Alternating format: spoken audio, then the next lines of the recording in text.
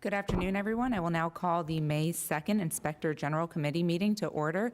Clerk, may you please take the roll? Yes. State Attorney Ehrenberg, Al Johnson for Dave Ehrenberg. Present. Commissioner Cruz, Public Defender Howard, Vice Chair Crydell, Present. Commissioner Kugler, Here. Commissioner Romano, Chair Vara Garcia. Present. Thank you. Thank you. I would like to start with introductory comments. Do any of the committee members have any introductory comments? None, thank you. No. None? All right. Well, hearing none, we are going to move on to the approval of the November 2nd, 2023 committee notes. Do I have a motion? Motion to approve. Second. Okay. All in favor, say aye. Aye. Any opposed?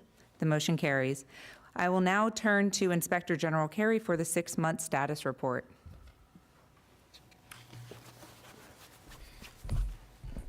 Well, good afternoon, Chair, Madam Chair, Mr. Vice, and committee members. It's good to see you, and we'll launch into our presentation here today. This is mainly for folks out on Channel 20 that I always put this up so they see what our mission is. Again, is to provide independent and objective insight, oversight, and foresight in promoting integrity, efficiency, and overall effectiveness in government. And when we say integrity, that's what we're doing there. We're looking at preventing, detecting, investigating potential fraud, waste, abuse in government, and promoting best practices and lessons learned. And ultimately, we're here to enhance public trust in government and to make good government better.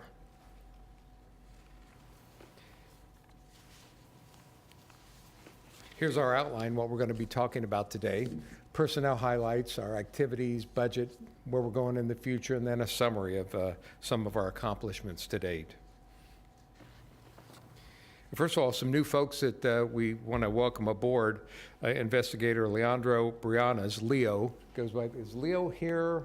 He's not here. Boy, what a catch do we have with Leo. He is a decorated 28-year career special agent from the Internal Revenue Service investigation squad. And he's investigated government corruption, fraud matters throughout his career, and so we got a good catch getting him on board. And so he's doing great things already for us. Well, also with this guy here is, okay, over here with us, Yair Quintanar is our intern on the audit staff. Yair is a junior at Florida Atlantic University studying accounting, and he's been with us now for, what, a month or so, and doing a great job, so thank you, doing a good job. And then some of our staff accomplishments. What we've done, we had a couple folks who've become accredited in our March Inspector General Institute, which was in Jacksonville. Leo went there because you usually have to have a year, at least a year experience, but because of his background in public service investigations, public corruption, he was able to get right into the Institute. And so he became a certified Inspector General. Sonia McNair, who's been with us, Sonia, you're right here. She became a certified Inspector General, Inspector Evaluator.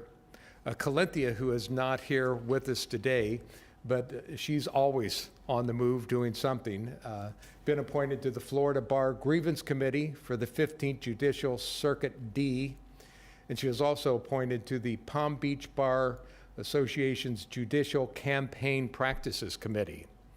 And in addition to that, she was the co-chair of our Palm Beach Bar 2024 Bench Bar Conference. Now, here I put this under staff accomplishments because really it's the staff who does the hard work in our accreditation and in our peer reviews. Every 3 years, our office is both undergoes an accreditation on-site review and, in addition to that, a peer review by the Association of Inspectors General. The Florida Law Enforcement Accreditation Committee, their focus and emphasis when they come out and look at us is on our investigative side. And then the Association of Inspector Generals, they send a peer review team out that focuses on our audit side and our contract oversight and evaluation side. So we have the entire office looked at every 3 years. Not all Office of Inspector Generals are peer-reviewed or accredited. And certainly not all, which I'm very proud to say, on our accreditation, 100% compliance with all of the standards. And the same thing with our peer review. We met all relevant OIG standards. So we scored an A+ in both of those areas.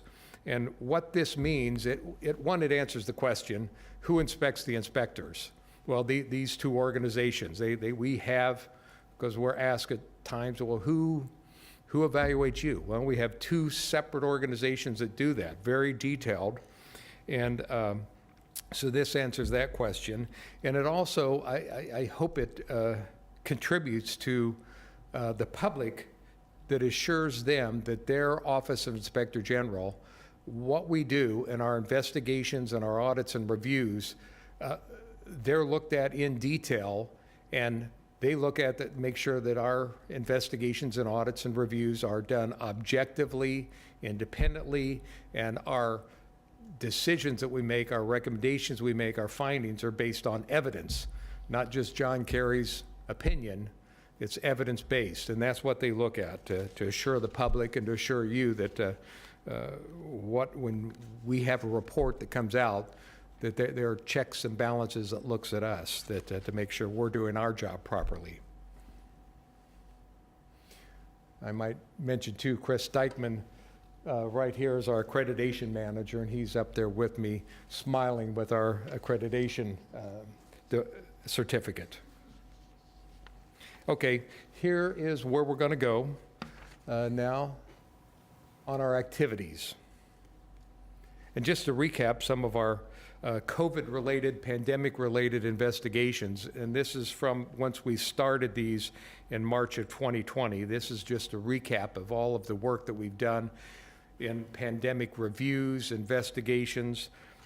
You know, the county received over $750 million in state and federal pandemic funds to help people in businesses and people with rental assistance that need assistance during this time. And so what we have reviewed over this time, the county, their overall operations of are they administering this money properly and the best they can? We've made some recommendations to them, but a good bulk of our work has been on investigations, unfortunately with some folks who falsified documents, and we're going to talk about a couple of those cases during this time, to receive mainly rental assistance and before some small business grants. So now let's get into our investigative highlights here. This is what comes in the door every 6 months, and on the green, that's this 6 months, what came in the door just compared to last 6 months. And Evangeline Rents, I've highlighted Angie before, her and Tecia Morris. Everything that comes in the door is looked at. There is nothing that comes in the door that we don't seriously take a look at to see, is this a complaint that we should be looking at, somebody else should be looking at, but everything is looked at in detail. Both Angie and Tecia are also certified IG investigators. So they are pros at looking at the information to see what we do with it in that very offshoot. Many things you can see, 114 complaints that came in, and you're saying, well, wow, only 33 really we're working on. There's so much of that you don't see from them a lot of times doing follow-up interviews with the individuals. And then a lot of things that come in our door go to other agencies. That people, we're the people who, when citizens don't know who to call, well, they say, who are you going to call? They call the Office of Inspector General. And we will funnel them to the proper state agency. A lot of times it's a lot of referrals to law enforcement agencies that come through our door that would have not gone to them outside of our hotline that people can call. And of course, we funnel things to the Commission on Ethics too. Sometimes they're dual investigations that we're working with together, but sometimes it's clearly this is the Commission on Ethics jurisdiction, and we'll refer it over to them. So this shows the complaints that have come in of wrongdoing, and then where they were funneled to during this last 6 months. Now for investigations. Stu Robinson usually talks about these things. He's not available to be here today, so I'm going to talk about our investigations. And this compares in the green, this 6 months compared to the last 6 months. We have 8 investigators, and they are fully engaged is lightly saying how engaged they are. They have plenty of investigations ongoing and investigations stacked up for them to be working on. So 35 investigations that have been ongoing during this time. You can see a number of referrals to Commission on Ethics or other law enforcement agencies. And I'm going to talk about the 2 investigations completed during this 6-month period now. Both of them are rental assistance investigations that we did. The first one here was we had 3 people conspired together and submitted fraudulent applications to the county for multiple rental assistance applications.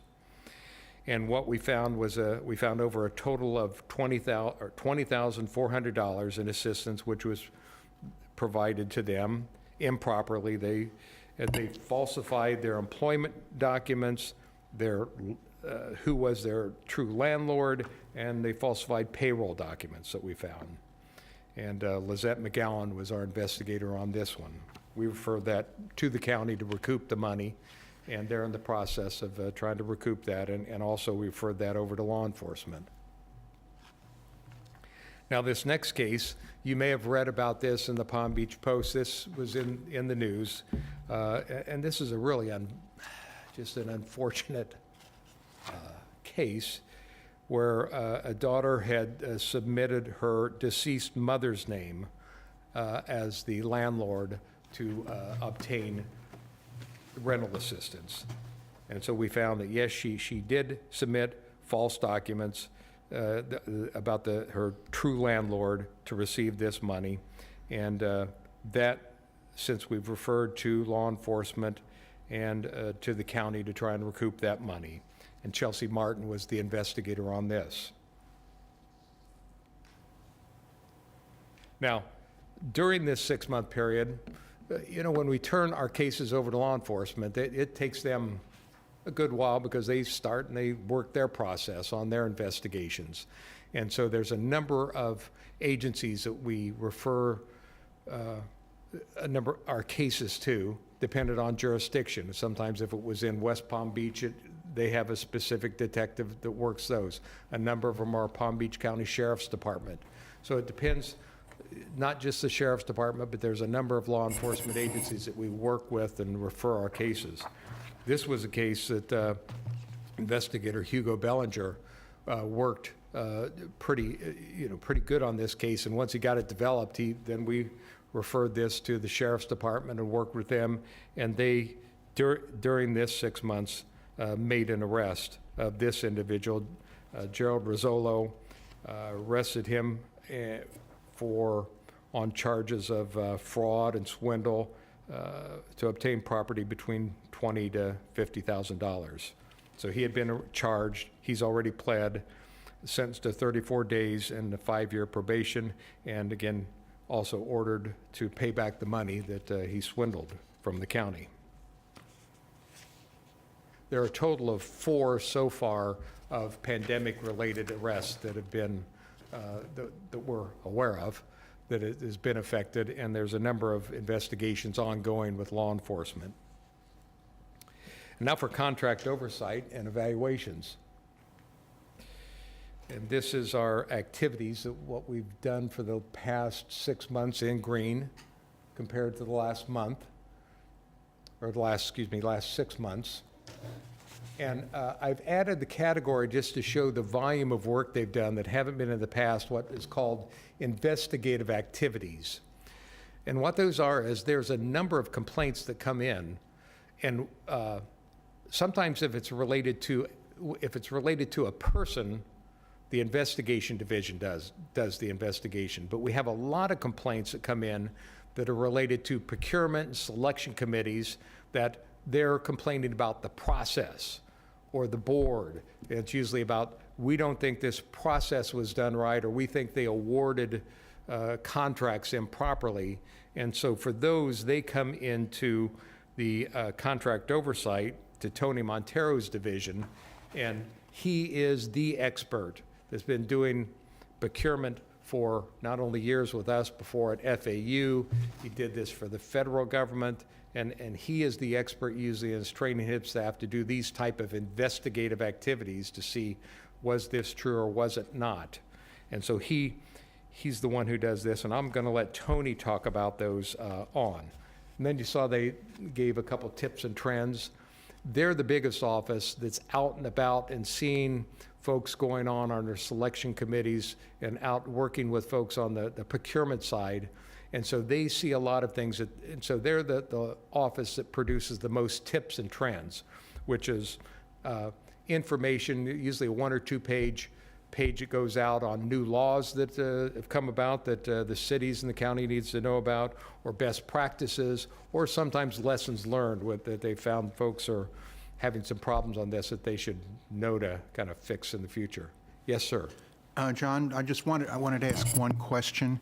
On your charts where you have current 6 months and the previous 6 months, Yes. I wanted to confirm that the previous 6 months are the contiguous 6 months immediately before? Yes. Okay. Yes, we're the immediate 6 month before this Okay. one. So Thank you. Those were the numbers that you saw last time, Right. which were the current. So I'm going to turn it over to Tony Montero, the head of our contract oversight and evaluation, to talk about some of their activities during the last 6 months. So come on up, Tony.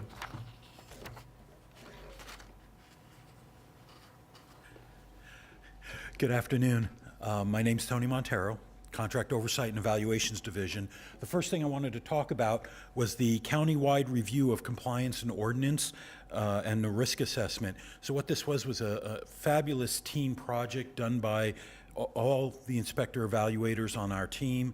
We went out to every single entity, Solid Waste Authority, and 11 county departments. We sat down with senior staff members, interviewed people, had a discussion with them, opened up a dialogue, and it was wonderful. The purpose of the review was to see, first off, were they complying with the IG ordinance? There are certain requirements in the IG ordinance, and then also to conduct a countywide risk assessment. We conducted 51 on-site reviews. Like I said, we hit all the municipalities, SWA, and 11 county departments. So under the IG ordinance, there are 4 things that we were looking for. Do they know to notify the IG of suspected fraud, waste, abuse, mismanagement, misconduct? And if you remember, I think the last time we were here, we talked about Lantana, and they had delayed in reporting to us, so we wanted to remind all the entities out there that this is a requirement in the IG ordinance. Written local policies on reporting to the IG, and that was fun because a lot of these entities didn't even know that they had a policy. It went back to 2014, and they were very happy that we gave it to them so that they could go ahead and update it for us, so we'll get those posted to the website. Notice of procurement selection meetings, they're supposed to notify us of any meetings. And also there's a requirement in the ordinance to develop training and awareness programs regarding the IG and their reporting requirements. So what we found was, we found a lot of things. The county and the municipalities in SWA, they were all largely in compliance with the IG ordinance, and that was good to see. They had website postings, they had materials put out about the IG, so we were very pleased to see how engaged they were. The risk concerns expressed by the entities were very similar in their scope and nature, and meeting with them gave us an opportunity to talk through some of these things. So we talked about a lot of best practices, we talked about other things that we have learned at other entities. So what was supposed to be quick 30-minute meetings, they bent our ear for hours. I mean, 2, 3 hours in some cases. So it was really nice. Risk identified. When it came to contracts, a lot of them were worried about like their police, their fire, solid waste, their facilities contracts. Of course, police, fire, finance, the critical rescue functions that were out there. Major projects were centered around IT, roads, utilities, although a lot of them have new city halls on the horizon. And the sudden inflation of construction materials has really put a damper on some of their projects on how they're going to finance and get these things building. But a lot of the buildings do need renovations. They're at their 30, 40-year cycle, and they have some major criticals that they have to redo in these buildings. So a lot of them are looking at new city halls. When it came to fraud, they were very concerned about financial transactions. The whole check washing thing is just one piece of it, but we heard about attempts to try and defraud automated ACH payments, automated clearinghouse payments, vendor invoices, cyber security. These were all major areas that they're trying to focus on. Okay, so the next one is, so during our on-site visit, we redid a lot of our media kit items. We even added some. So that's the media kit items that we had. We have posters that they could put up. We gave them a new brochure on the red flags of procurement, shining a light on government, some contact cards that they could put out and that people can take. And of course, we redid the reference guide for managers so that if they're contacted by the IG or to learn about it, it's has more information in there that a manager could use. Also, we got to meet one of the requirements of our strategic plan, and this was strategic goal number 2, which was to strengthen relationships and build trust with the external stakeholders. And when we developed the plan last year, the office sat down and we came up with goals to try and meet that, strategies. How do you meet that goal? And we accomplished 3 of them. We conducted a marketing campaign to build awareness with the IG. We engaged employees and stakeholders to solicit input, and we increased communications and best practices and lessons learned. So we were able to interact with all of our stakeholders that are out there and hear from them what's going on, what do they need, what do they think, how do they feel about these issues. So it was wonderful. It was a good campaign, to say the least. So that was all right. Next, I'm just the investigative activities that John talked about. I want to just touch on a couple of them that we did. The first one is a guardrail complaint. And this was an anonymous complaint about an award that the county was trying to make. They said there were 2 awardees on it, and I think they were the only 2 people who responded to the bid, but there was a complaint against one of the vendors on their award, and it was a complex but interesting issue. The person that was accused of misrepresenting themselves, they have 2 companies that work out of the same address, almost same names, very similar names, but they have different tax ID numbers. So in the end, and the county took care of this, the county went back and looked at it and they said, you can't use the experience from the other company to justify your award here. 2 separate entities, the tax ID number was the concluding factor in that. So that was an interesting case to look at. The next one, this one was a rough one. This was about the thrift store. They got a used engine to surplus from the airports, it turns out, and it was a backup generator. It had seized, and they don't know if it could ever be fixed or the damage inside of it.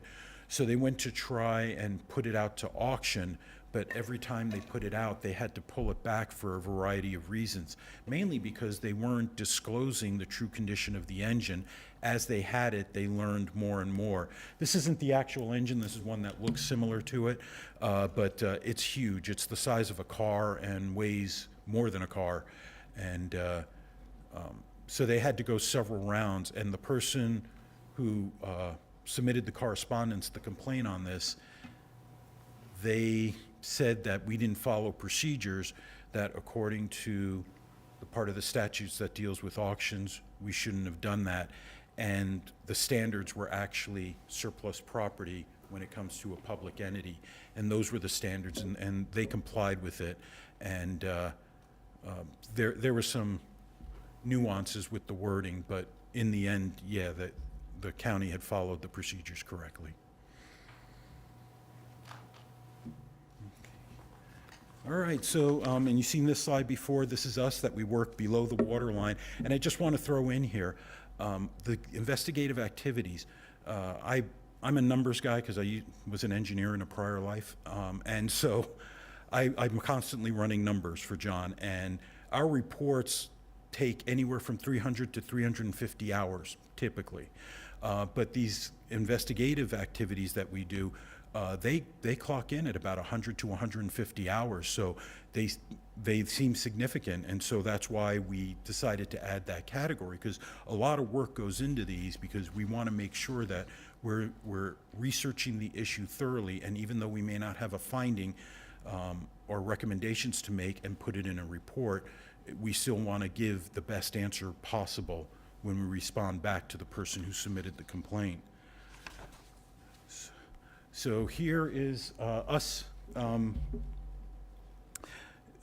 the activity below the water line, and I would start the continuous monitoring. So we cover everything.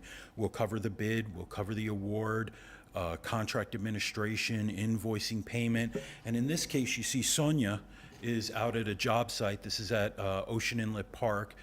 It was active. They were in the process of fixing it up, and we're conducting inspections out there. And that day, she was supposed to get on a boat with the rest of them to go inspect this boat lift and dock that they put in, but the water was so rough, no one got on the boat. And there's a problem with the railing that behind you. That's why they're standing there when they took the photo. But that's Sonia out doing an inspection for us. In the middle panel, that's us at the Palm Beach Gardens. They invited us to their vendor open house, give us a chance to talk to vendors about what the IG does in our role. Inspector Carey gave the welcoming speech, and so that was an exciting opportunity for us. Okay, and you know, when we talk about what we do, as John said, we're interfacing with a lot of people. We go to a lot of meetings, review a lot of activities that wind up not producing anything, but we also want to check to make sure that we're not being biased in anything that we do. So these are just, again, numbers guy, numbers that we run, but when you look at our activities, you could see it's a pretty even split between the county and the municipalities. And if you go by dollar amount, again, everything's pretty balanced. The joint projects, of course, are very high dollar expensive, but the, like a surtax or something like that. But when you look at the balance, we are spreading the wealth, so to speak, in terms of our oversight coverage going to different meetings. So I always like to keep on top of that. And the last slide here is by commodities, again, showing that sometimes I think even, oh boy, we're hitting a lot of construction projects. No, they're just the most painful, but we do spread the wealth in terms of the types of commodities and what we're looking at. So, okay, that's it. Thank you.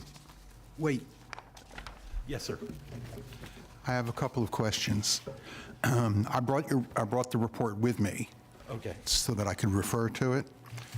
I'd like to clarify that the attachments A and B, which are the discussion items for the municipalities and SWA as well as PBC departments, those were the interview questions that you used in interviewing personnel? Yes, we gave them an advance notice of what we wanted to speak to.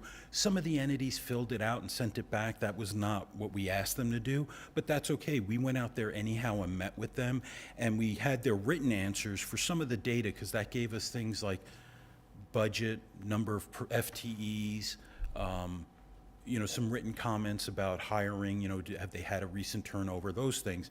But mainly, we just talked through them when we got there, and that was the purpose. We took the notes and we did the response. Okay.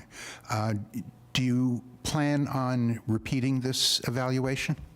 I thought it was a wonderful experience. John would have to make that decision, but we learned a lot.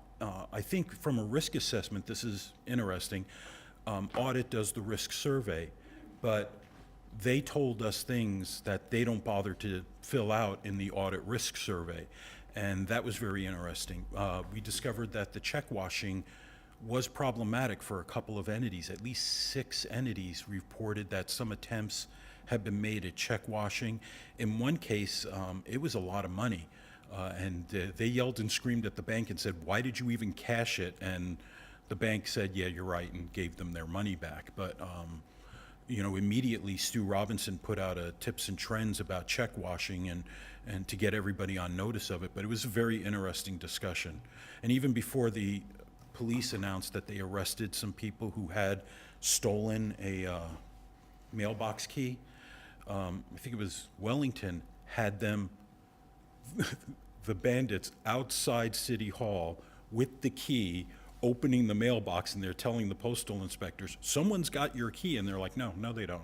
And so but Wellington was very good about that. So. Yeah. There's this one master key that they try to guard. The check washing was almost an epidemic for a while in Palm Beach County. And it was problematic. Do you think that you might consider a slightly different approach and perhaps give them a pre-interview multiple choice and then do your open-ended questions as follow-up? I think that's a wonderful idea. There's a lot of science behind surveys and getting people to respond. Hillary's the expert on that, and John. And I've tried this multiple times. This was the most successful, but part of it was because we went out there and met with all of them. I think a lot of people filled out the survey because they didn't want to see us, but then once they saw us and realized that, what the purpose was, they enjoyed our visit a lot. I think it was very well received. Okay, one last question. For everything that you heard and everything that you read and everything that you saw, what surprised you the most?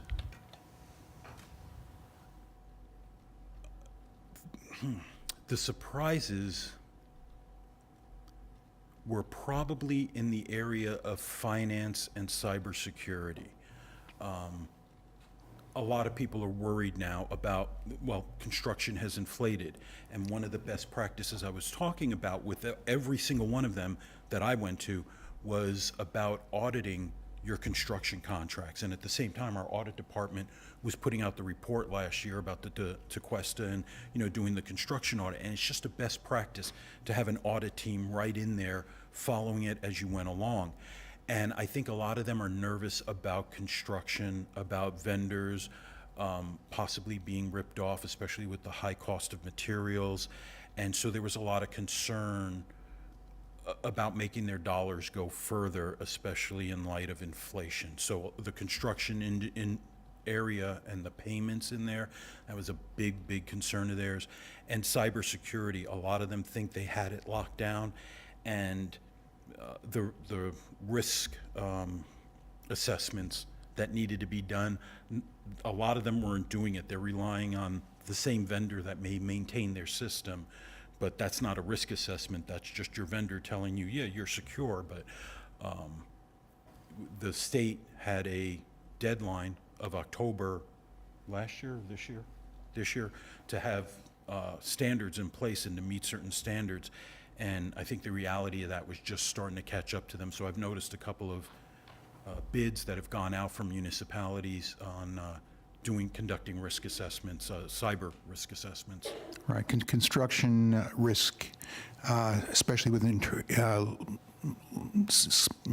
minimal internal controls, is problematic, doesn't matter what your environment is. And, you know, even though that a lot of them have gone electronic and have tried to smooth out the system, you really do need eyes looking at these invoices, looking at the progress reports that are submitted. You need to go out to the vendor site and verify, yeah, they're working, yeah, they put in the right fixtures. And that's what my team's trying to do. You know, we're just spot checking these things. But for a lot of these entities, that means more people and better training for them on the financial risk factors. Training is everything. Okay. Thank you. Thank you. Anything else? Thank you. Good. Thank you, Tony. Again, you could see, this is the expert when it comes to procurement. He's the guy. I mean, we're just so fortunate to have Tony and the entire staff. Sonia, Lisa, Tiffany, I mean, you all really do a good job in a very technical area. And you can see when the types of complaints when they come in, you see it's just, you have to know what you're doing from the start to really do some investigation on that. It's a lot of research and review, so he does a great job. Okay, so let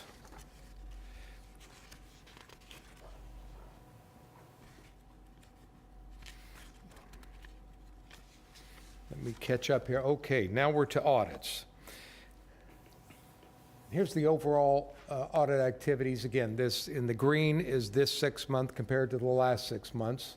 You see pretty steady of what we've been doing in audits. I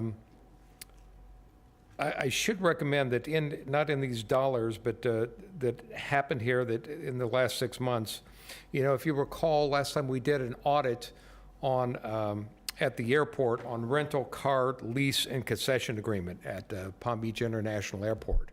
And since that, as a result of the report, the rental car company, they've recovered over $20,000 of fees that were related to revenues based on that report that we conducted the last 6 months. So a lot of times the money's come in after the fact, but this is a pretty good, nice chunk of money that has come in since that and as a result of that audit. But for our audits, I'm going to turn it over to Hilary Beaujean, our Director of Audits, to talk about a couple of the audits that we've done this last time.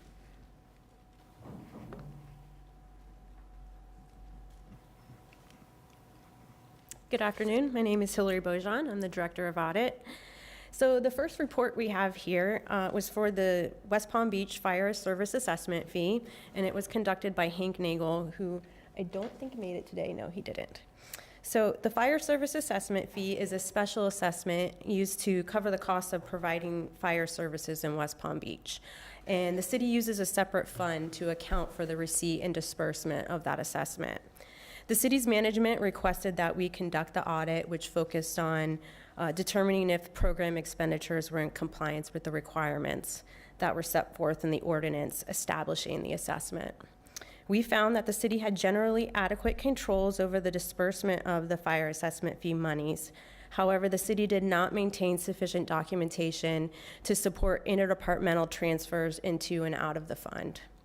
Interdepartmental transfers are done when costs that are paid out of another city fund are charged to the fire assessment fund. For example, to pay for capital assets or to pay for services charged by another city department. In the case of the IT general services and equipment maintenance services costs that we have there, the city did not have documentation to support how those costs were allocated to the fire assessment fee fund. So we were not able to conclude if the costs were in compliance with the ordinance. After the audit, the city implemented procedures for allocating and overseeing those costs to ensure that they're in compliance with the ordinance going forward. Regarding the transfers for capital lease expenditures and capital acquisitions, the city transferred fire service assessment fee monies to other city funds to pay for these costs. However, we found that not all of the money transferred was actually spent.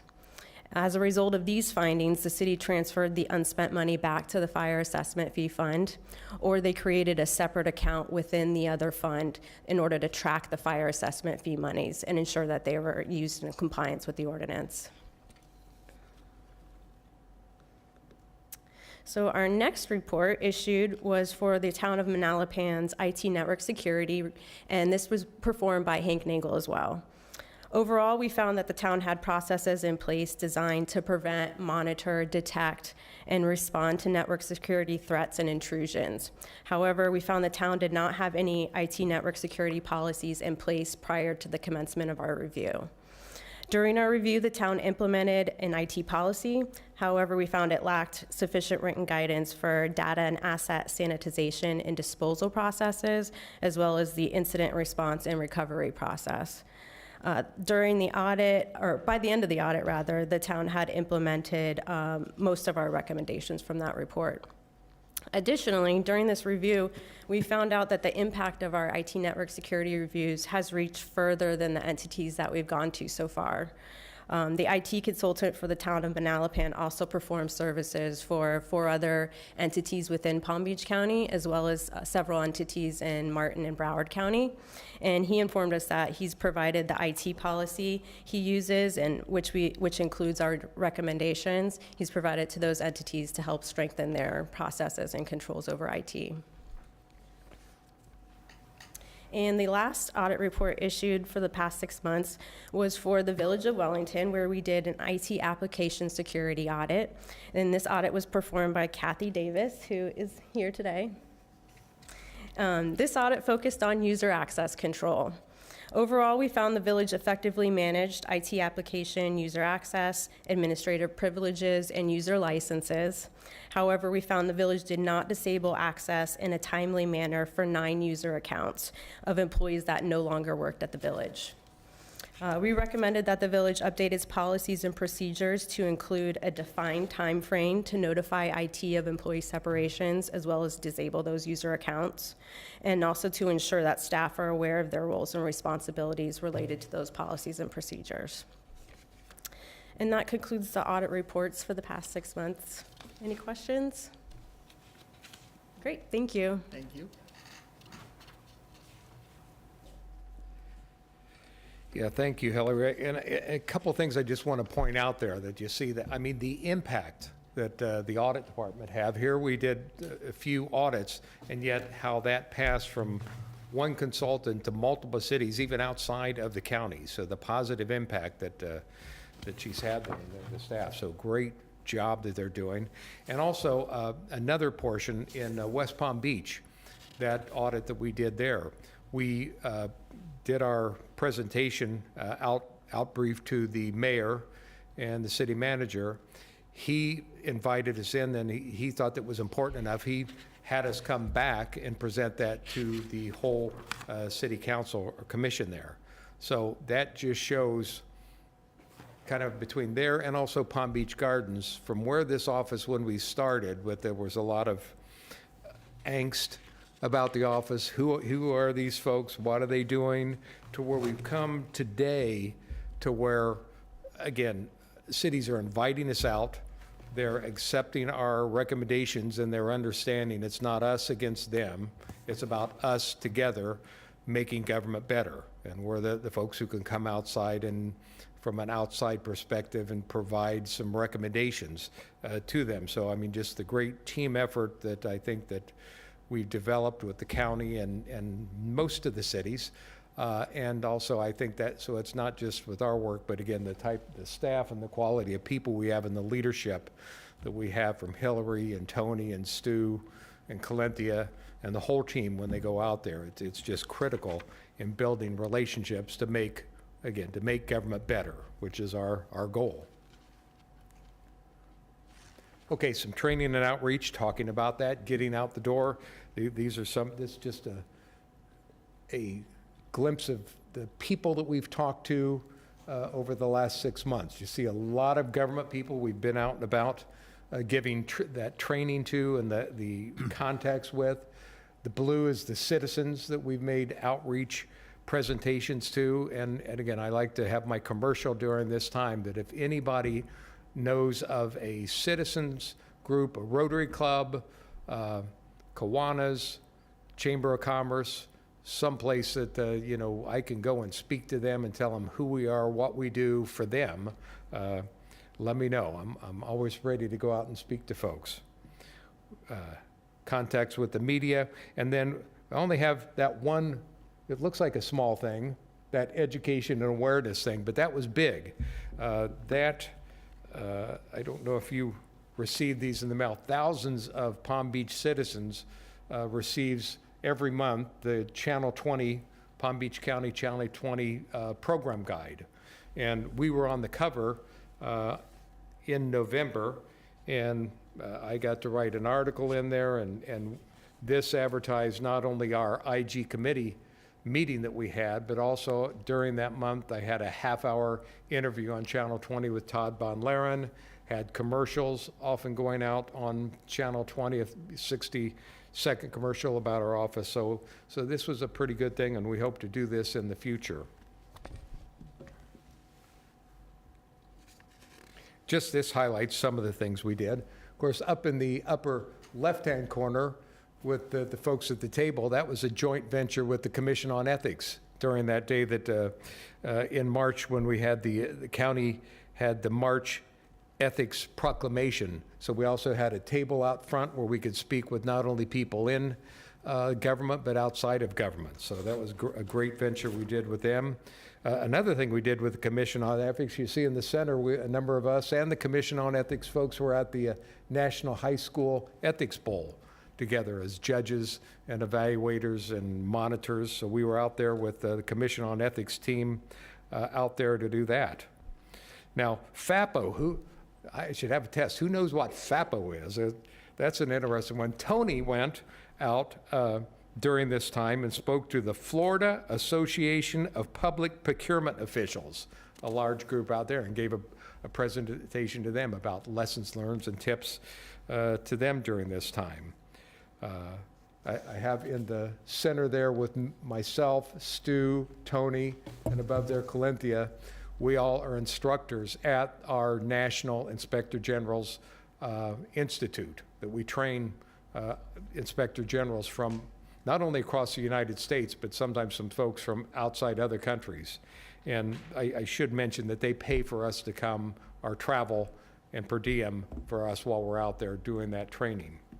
But we have an impact, again, not only on, particularly this time, a lot of Florida IGs, but IGs from, again, across the country, across the world.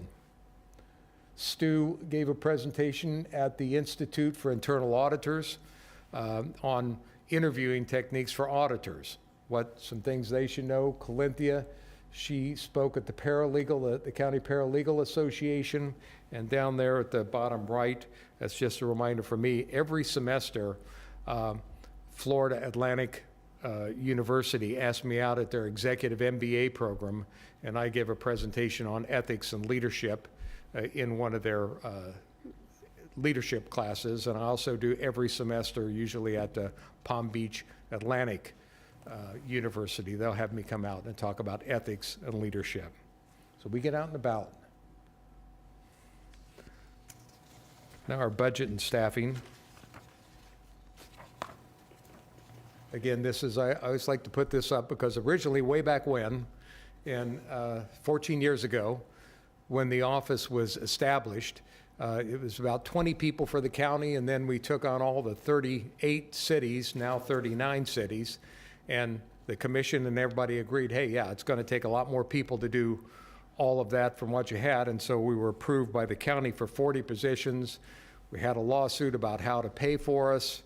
A lot of things went on, and so we have never really got up to that original authorization of positions. We're at 27 right now, which is about $2.30 per citizen, which is less than about a half a Big Mac, and 0.04% of the budgets that we provide oversight.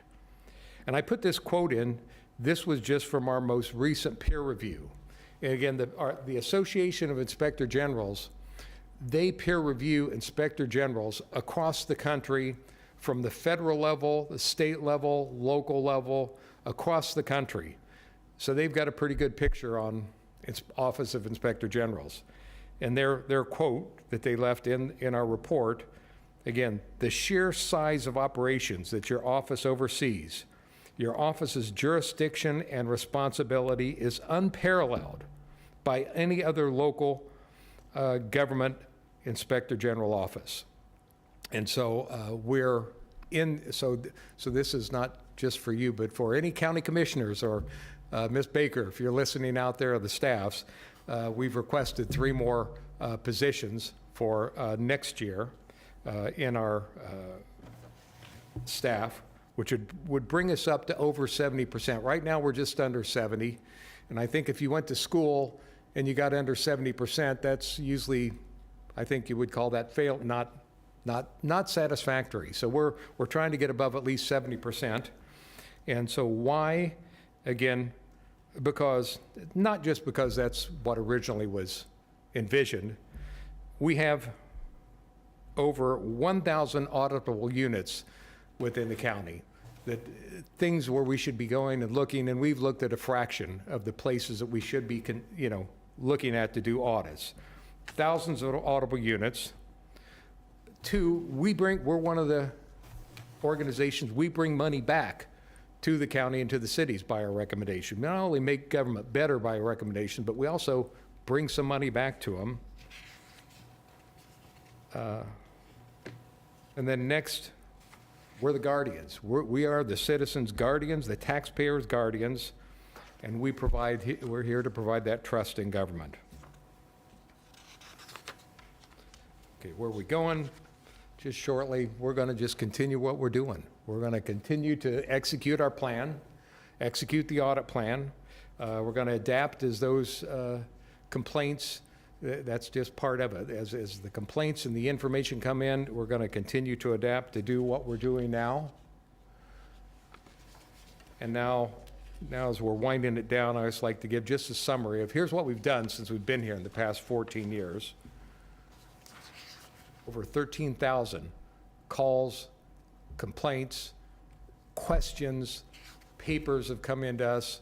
And again, a lot of them we do, but a lot of it, we're the office, like I said earlier. When nobody else knows who to call, they call our hotline. And we got a new hotline that makes it easier, 877-OIG-TIPS. So people can call us up and say, I don't know who to call, but I've got your number, and we get them. If we don't handle it, we'll get them where they need to go. Talking about that money, $55 million in question cost. And the difference between question cost and the $25 million in potential cost findings, that potential cost finding is money that we clearly identify that the cities, the town, that can be recouped, is possible of being recouped. The other dollars, this question cost, there's basically 3 categories, and this is an IG term that's at the federal level in the 1978 Inspector General Act that federal IGs use and most IGs use across the country. 3 categories is number 1, that there is an allegation of a violation against the law, regulation, grant, cooperative agreement, or policies and procedures. Category 2, that where financial obligations is not supported by adequate documentation.